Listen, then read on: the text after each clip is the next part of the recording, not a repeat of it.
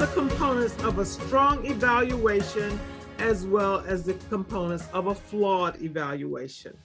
Evaluations are miniature speeches. The components of a very strong evaluation include an attention-grabbing opening. If you walk in and say, "Thank you, contest master," and "Nancy, what a wonderful speech you gave today." That's what we do at a club. It's fine, but it's not going to grab the judges. It's not going to grab the audience. It's not going to bring them in with you. On the other hand, if you walk in and immediately do something to reference something that impacted you in the speech, blow it out, do something. If they made a big gesture, show it back to us. If they had a message, bring it back to them. If they're, for instance, point of their speech was "get it done," you can walk in and say, "Nancy, you got it done. That was impressive. I was so changed by your speech." Remember to use I statements in your evaluation. Avoid the you statement at all costs. And I'll get a little bit more into things not to do in a bit. Once you got them with that opening, make sure you've got a nice layer of feedback there.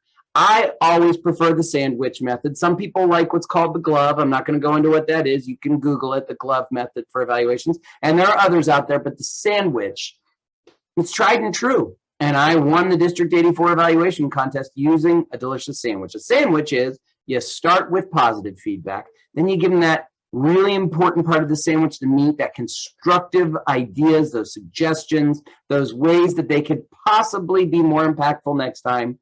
And you finish with another really strong point. Arguably, that strongest point should be that beautiful top of the sandwich. However, again, going back to what you should not do is that open-faced sandwich. So many people think the end of that sandwich is by saying, "You were great. You should totally come back up and do this again." No, that's going into that generic close. No, I want to hear, but the one thing that you do that really kept us was fantastic humor. Jerry, you are just so funny, and that humor kept us laughing and rolling with that speech. The time that you said that Brenda talked about Northern Homes, oh my God.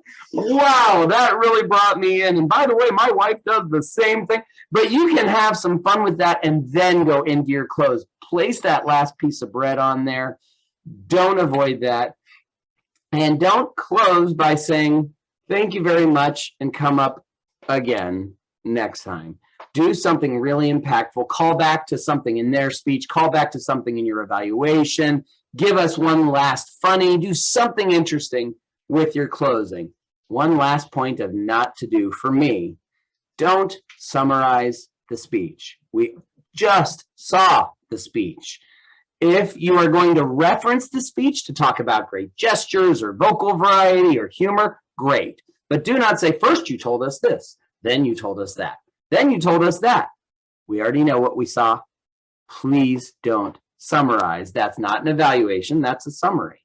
But make sure you give a great speech. Thank you very much, Ms. Moderator.